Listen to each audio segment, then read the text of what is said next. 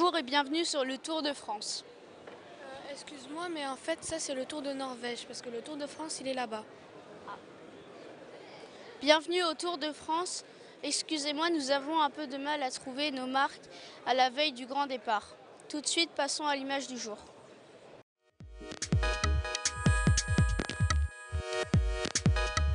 En direct du grand départ du Tour de France, j'ai piqué le micro des médias Pitchoun parce qu'ils ont quelque chose à nous présenter. Le Tour au pied des tours, le magazine spécial toponymie. Maintenant, je vous le mets dans les mains, les filles. Voilà. Expliquez-nous, qu'est-ce que c'est?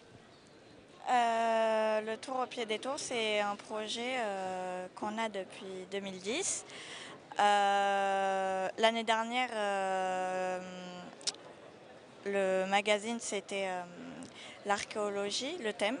Et cette année, c'est la toponymie, donc l'origine des noms des villes, des étapes. Heureusement qu'il y a nos amis les flécheurs pour nous aider à diriger et nous retrouvons de suite Étienne en leur compagnie.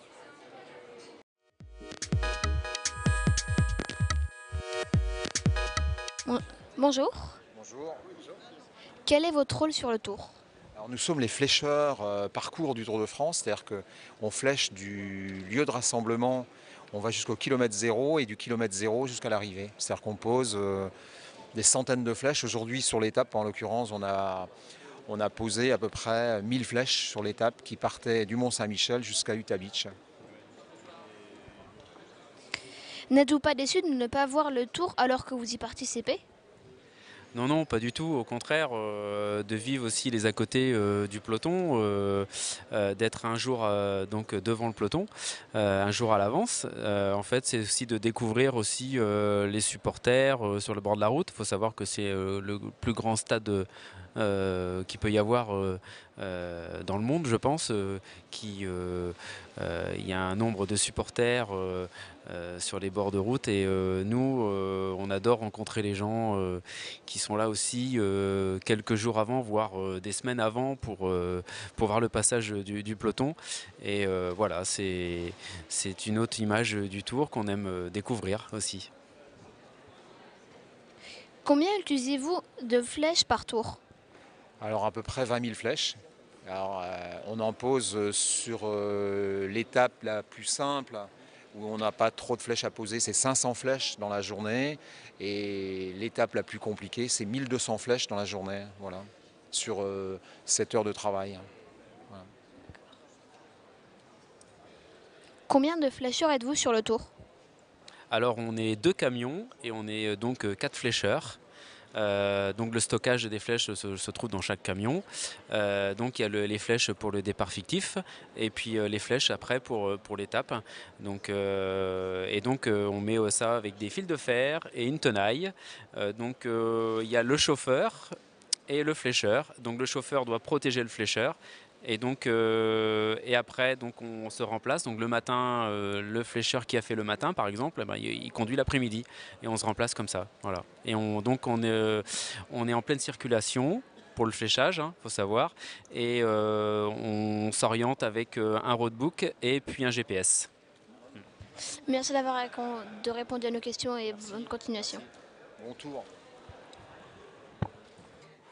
En attendant de se mettre à l'abri, nous retrouvons tout de suite Mélissa pour l'interview du jour.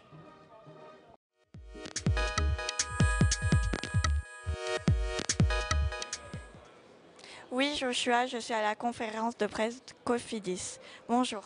Bonjour. Que pensez-vous du tracé 2016? C'est un beau parcours avec beaucoup de montagnes et avec un beau départ dans la Manche. Quelles sont les ambitions de votre équipe?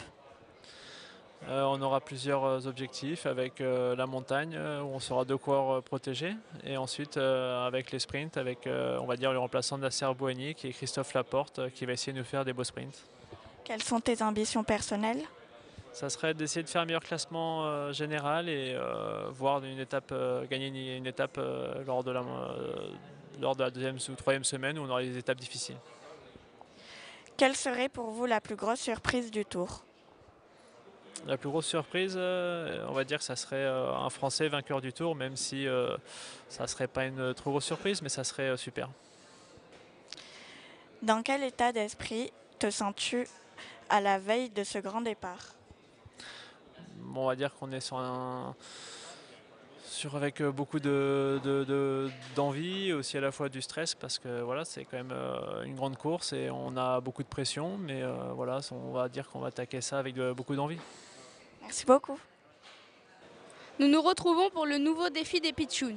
Ce défi sera de monter à cloche-pied sur ce cheval. Non, soyons plus sérieux. On retrouve tout de suite Étienne avec l'ancien vainqueur pour le nouveau défi.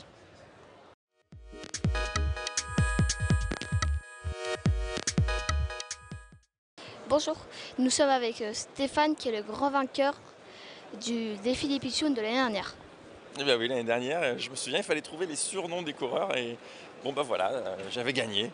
Une bonne chose, un très joli maillot jaune du Tour de France, des pitchouns. Aujourd'hui, le défi consiste à trouver le nom des équipes des coureurs que je vais te citer. Alors, Daniel Martin, Dan Martin, Ethics Quick Step. Arnold Jeneson, Alors Arnold Jenson, il est chez Cofidis. Tony Galopin, Tony Galopin, c'est l'auto Soudal. Attention parce qu'il y a deux lotos en plus, il y a l'auto Jumbo. Tom Dumoulin, Tom Dumoulin, il est chez Giant avec Warren Barguil. Diego Rosa, Diego Rosa, c'est l'italien de la Lamprey qui a été très bon sur le Dauphiné. Daniel Moreno, Dani Moreno, plus difficile, ça y est, j'ai un trou. Oh là là, pourtant, Dani Moreno, j'ai pas un joker, non, j'ai pas 10 secondes de réflexion non plus. Dani Moreno, et allez, on va dire Movistar, mais là j'ai un petit doute quand même. Luc Rowe, Luke Rowe, il est chez Sky, au service de Froome. Angelo Tulik, Angelo Tulik, qui serait pas avec Contador chez Tinkoff, allez, je vais dire Tinkoff, j'ai un tout petit doute. Florian Vachon, Angelo Tulik, c'est ex-Europcar, c'est Direct Energy, pardon. Voilà, je corrige. Florian Vachon, c'est bien sûr Choupinou. Il y a des gens qui le connaissent comme Choupinou. Alors Florian Vachon, lui, c'est bien sûr Fortuneo Vital Concept. C'est compliqué, j'allais dire Bretagne séchée, mais comme les équipes changent chaque année de nom. Matteo Bono, Matteo Bono, là honnêtement, j'ai un doute. Matteo Bono, peut-être Astana, parce qu'il y a un petit clan italien avec Aro Nibali aussi. Steve Morabito, Alors Steve Morabito, c'est le petit Suisse de la FDJ aux côtés de Thibaut Pinot. Alexis Goujard, Alexis Goujard, alors lui, il a son petit bobo au genou, hein, il est tombé, mais il fait le départ du tour, c'est son premier tour. Et on attend beaucoup de lui parce qu'il va être au service de Romain Bardet chez AG2R La Mondiale. Christian Koren, Oula, Christian, comment tu l'écris? Koren. Oh là là, ah, on va dire Borardo. Alors là, si je gagne là, c'est de la chance parce que c'est totalement au pif. Alberto Losada, Là aussi, équipier de qui déjà, Losada? Oh là là, un espagnol, mais... Est-ce qu'il est l'équipier de Quintana? Allez, je vais dire Movistar, mais là j'en doute beaucoup. Damiano Caruso, Ah mince, il est où déjà Caruso? Damiano Caruso, j'ai envie de dire, je sais pas si c'est Tinkoff ou Astana. Astana, allez. Michael Valgren, Et ça devient de plus en plus dur, on commence par les plus faciles, on finit par les plus durs. Valgren, purée, il est où Valgren? J'oublie des équipes en plus. Ah là, je sèche complètement sur Valgren, je veux quand même dire au hasard, parce que c'est dommage, j'ai une chance sur 19 de trouver Daniel Valgren. Il est chez Quick Step, allez. Adam Yates, Adam Yates chez Orica Green Edge.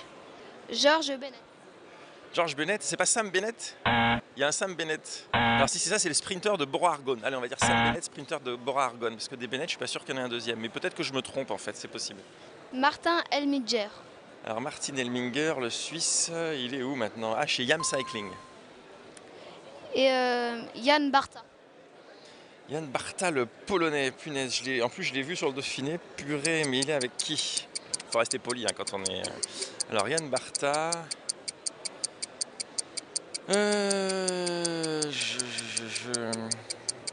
c'est très difficile et donc en plus je l'ai sur le bout de la langue mais je ne vais pas le retrouver. J'ai sur le bout de la langue. Est-ce qu'on peut compenser avec Angelo Tulik jury? Je vais demander au commissaire de valider Tulik et j'abandonne pour Barta. Parce que allez, on va dire Quick Step aussi. Tu penses avoir combien de bonnes réponses? Je pense. Alors, sur combien? Il y a combien de coureurs? 20. Il y a 20 coureurs, alors quand même j'ai au-dessus de la moyenne, mais allez 12-13. Mais il y a trop d'hésitation pour être sûr d'avoir plus. Voilà. 11 sur 20. 11 sur 20. Bah, c'est pas moi qui aurai le titre cette année, bah, tant mieux, ça profitera à quelqu'un d'autre, chacun son tour. Voilà. Merci d'avoir participé. De rien, merci à vous. Merci. Au revoir. Bon, mon vélo est prêt pour le grand départ. Nous retrouvons Mélissa avec Laurent Jalabert qui nous explique l'étape de demain.